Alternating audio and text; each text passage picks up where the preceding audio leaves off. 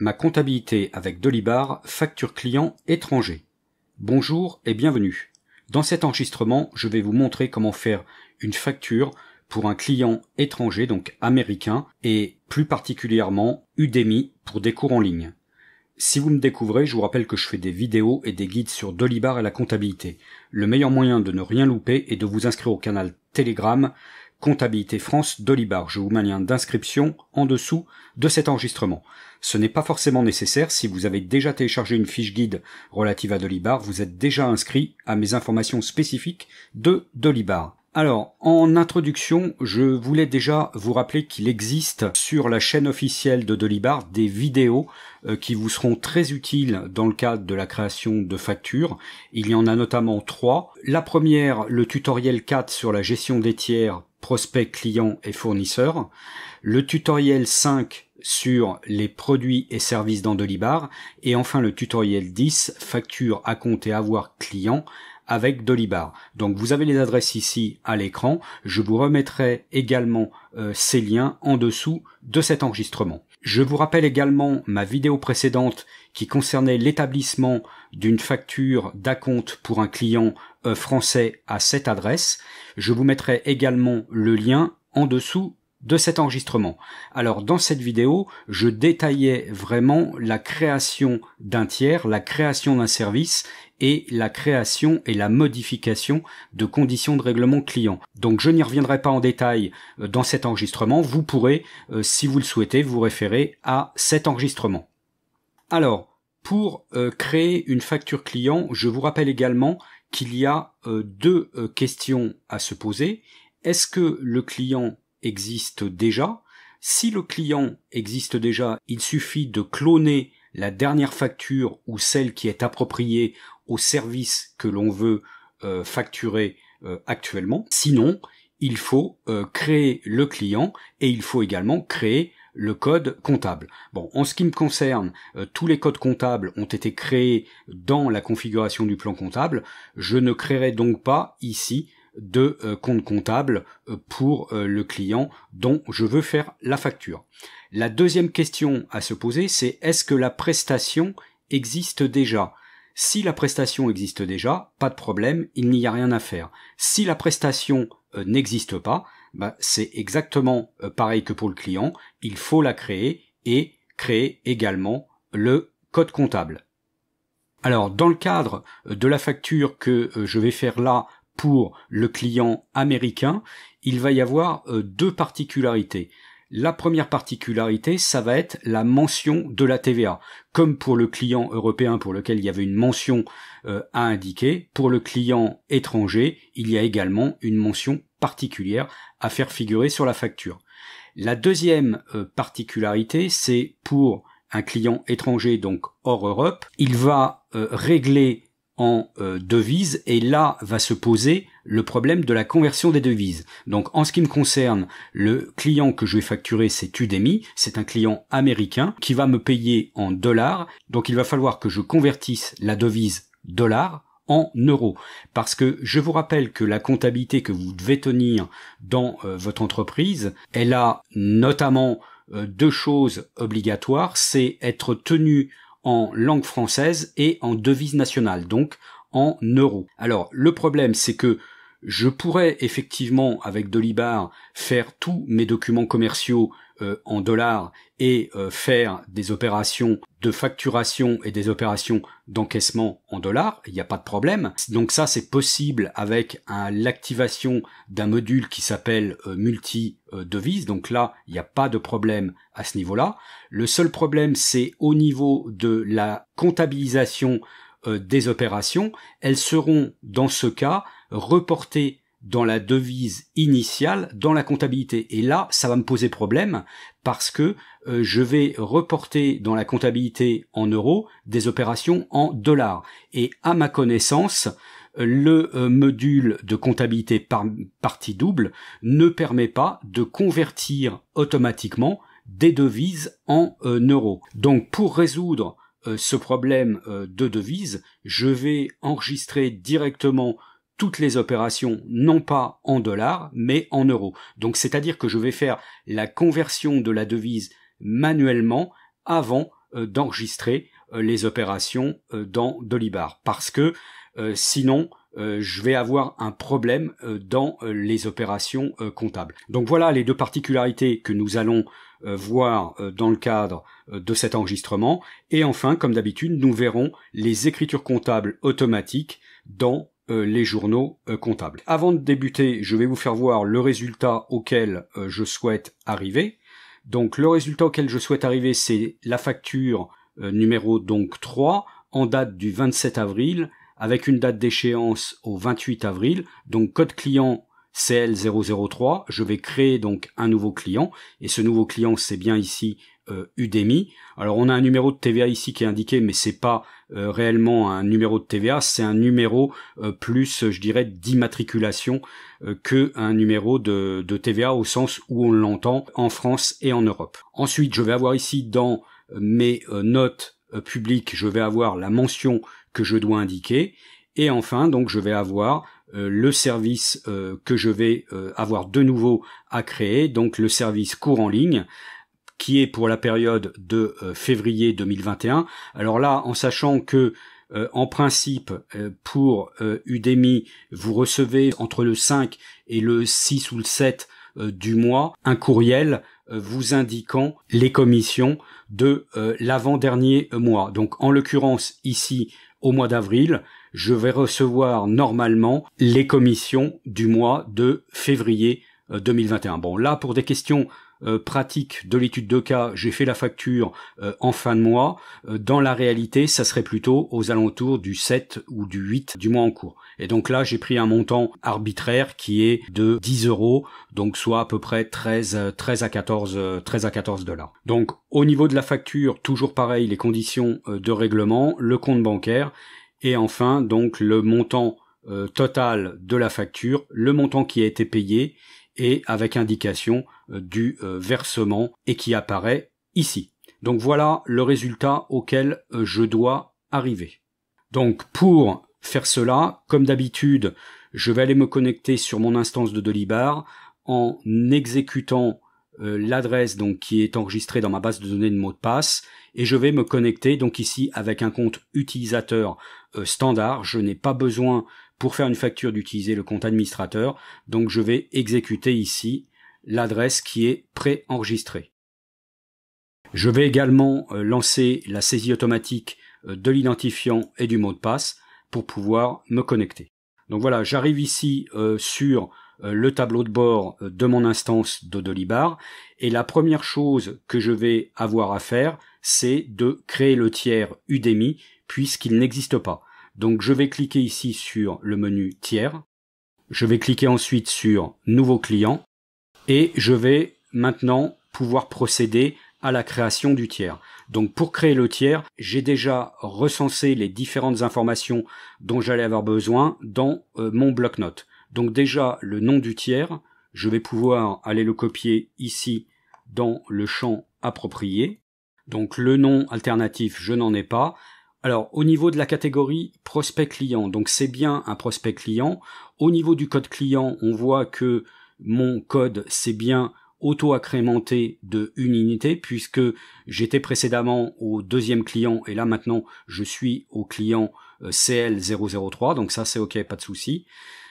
Par contre, au niveau fournisseur, donc ce n'est pas quelqu'un que je vais avoir, alors que je pourrais avoir effectivement en fournisseur si j'achetais des formations chez Udemy, donc ce qui est d'ailleurs le cas de temps en temps.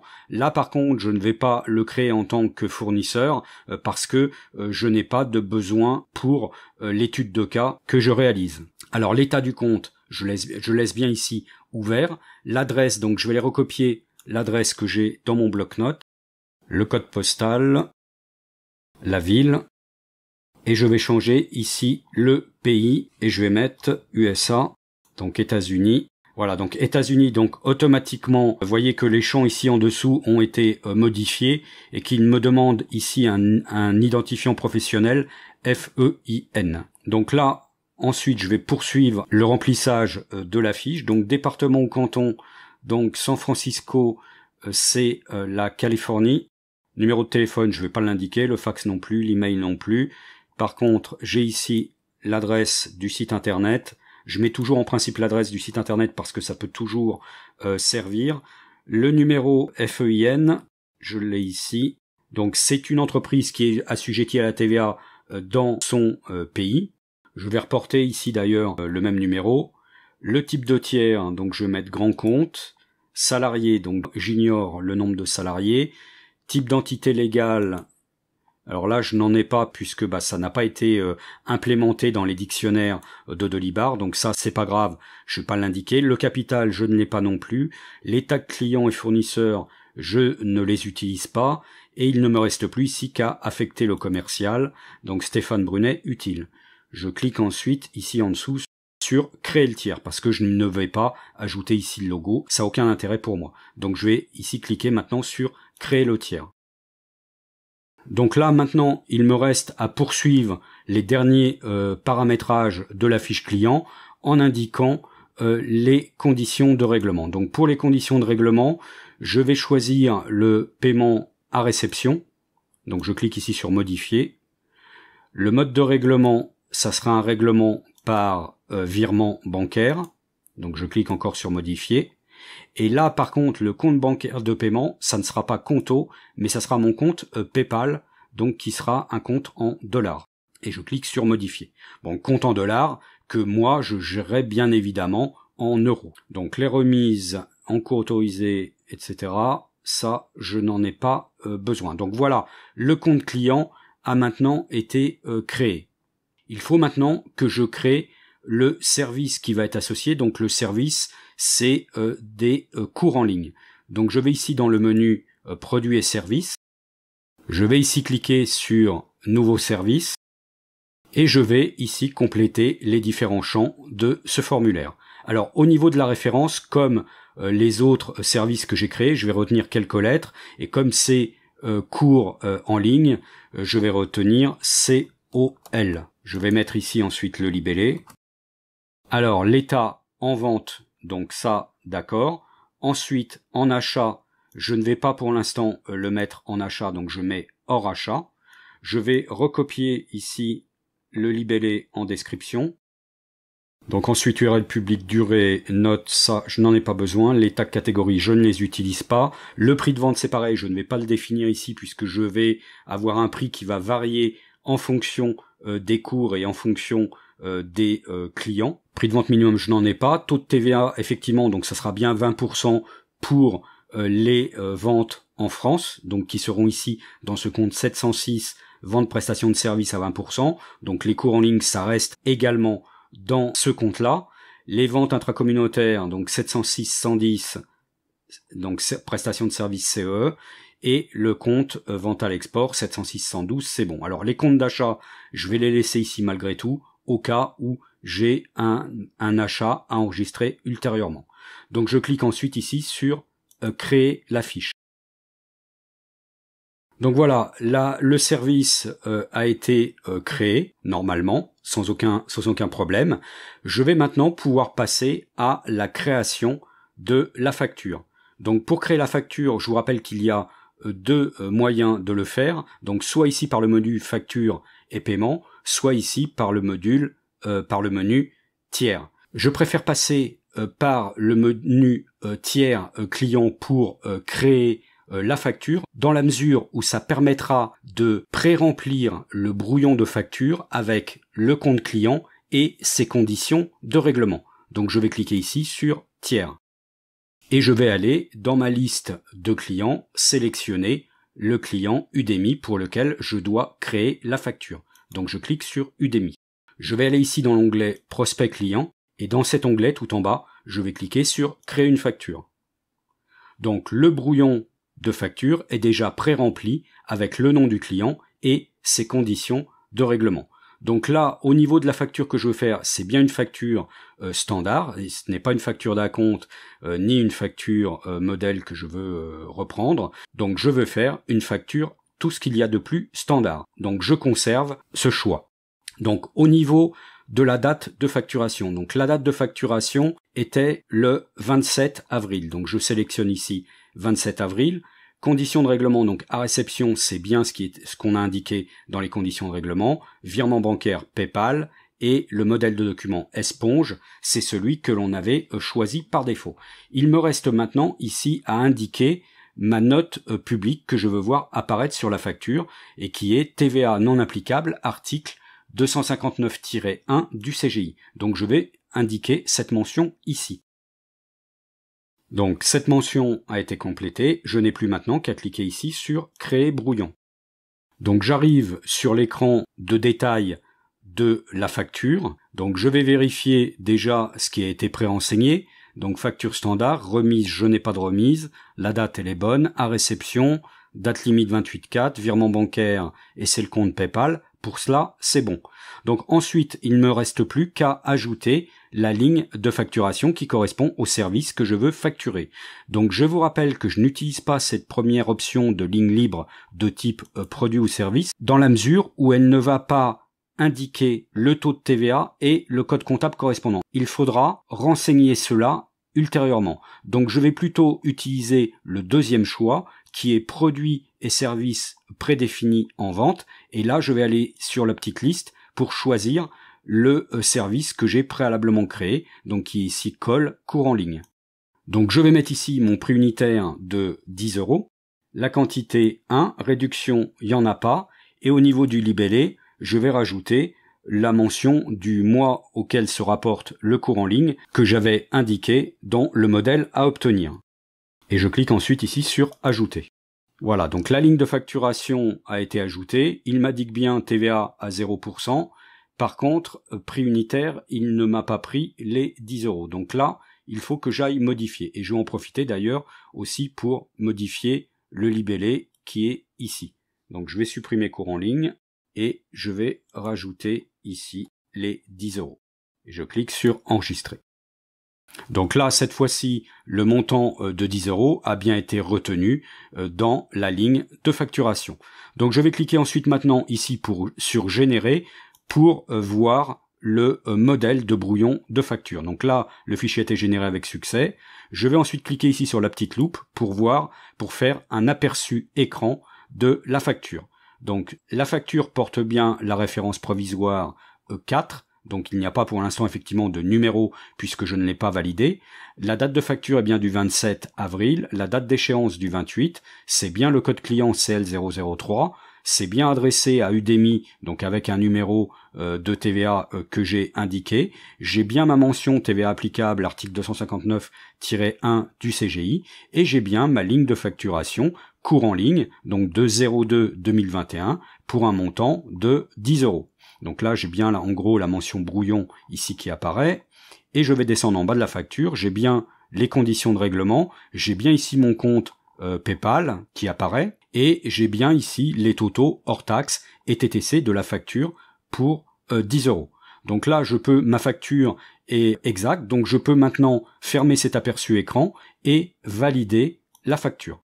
Donc pour la validation, il m'attribue bien le numéro FAC 2021-003, c'est bien ma troisième facture de 2021 avec la série FAC, donc pas de souci, je valide ici la création de la facture. Je vais ensuite refaire un aperçu écran pour voir effectivement qu'il a bien indiqué ici le numéro de facture, la mention brouillon a été supprimée et le total de la facture ici est toujours bon. Donc voilà, la facture a été créée. Maintenant, ce que je vais faire, c'est enregistrer le paiement de la facture. Donc pour enregistrer le paiement de la facture en date du 28 avril, je vais cliquer ici sur Saisir règlement. Je vais indiquer ici dans cet écran la date du règlement, donc je vais sur le petit calendrier et je sélectionne le 28 avril.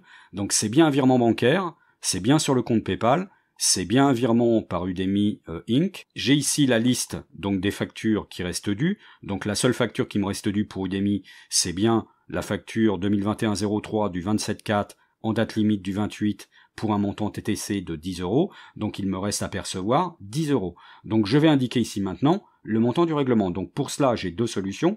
Soit je l'indique ici en remplissant manuellement le montant perçu, soit si le montant réglé correspond au solde qui restait à percevoir, je peux cliquer ici sur la petite flèche pour auto-remplir cette case. Donc c'est ce que j'ai fait en cliquant ici.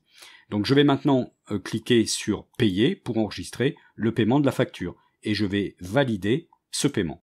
Voilà, donc le paiement a été enregistré, il apparaît bien ici sur la fiche de la facture, ici dans la ligne des règlements avec la référence REC 2021-004, en date du 28/4, virement bancaire, sur le compte PayPal pour 10 €. Donc facturé 10 €, reste à payer 0.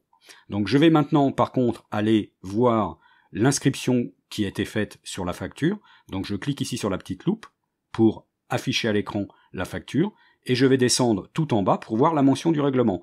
Donc sur la facture, il m'a bien indiqué ici le montant payé 10 €, le montant reste à payer 0 et le détail du règlement qui figure ici en dessous en date du 28/4 pour 10 € et par virement bancaire. Donc ça, c'est donc la facture acquittée que je pourrais adresser au client. Donc le règlement a été parfaitement enregistré. Donc je vais fermer ici maintenant l'aperçu d'écran et je vais aller vérifier les écritures qui ont été passées automatiquement dans la comptabilité. Donc pour faire cela, je vais cliquer ici sur le menu comptabilité.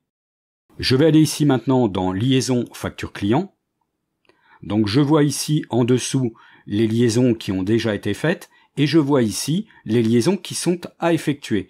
Donc les liaisons qui sont à effectuer, j'ai sur le mois d'avril ma facture de 10 € qui reste ici. Donc je vais cliquer ici maintenant sur lier automatiquement pour affecter le code comptable. Et donc on voit bien ici que ma facture de 10 € a été ajoutée au compte 706-112, vente prestation de service hors CE. Donc c'est bien ce qui correspond ici à ma facture pour Udemy. Je vais maintenant pouvoir aller le vérifier en détail dans le journal des ventes. Donc je vais cliquer sur journal des ventes. Donc je vais maintenant borner ma période sur le mois d'avril. Et donc ici, on voit bien en date du 27 avril mon écriture pour la facture Udemy. Donc le compte 411 Udemy qui est débité pour un montant de 10 € et le compte 706-112 qui est crédité également pour un montant de 10 €. Donc l'écriture de vente est parfaitement et automatiquement comptabilisée. Il me reste maintenant à aller voir l'opération de trésorerie dans le journal de banque PayPal. Donc je vais cliquer ici sur journal PayPal. Je vais borner également ma période sur le mois d'avril. Et sur le détail des écritures, je vois bien en date du 28 avril le compte 512-200 donc PayPal qui est débité pour un montant de 10 € et à la même date le compte 411 Udemy qui est crédité pour un montant de 10 €. Donc l'écriture d'encaissement de cette facture est également parfaitement comptabilisée et automatiquement. Donc voilà ce que je souhaitais vous dire sur ce sujet. J'espère que cela vous a été utile et que vous avez aimé. Dites-le moi en cliquant sur le pouce en haut ou de couleur bleue, ou sur le pouce en bas ou de couleur rouge, dans le cas contraire. N'hésitez pas non plus à faire vos remarques et observations en commentaire pour échanger sur le sujet. Merci de votre écoute et à bientôt.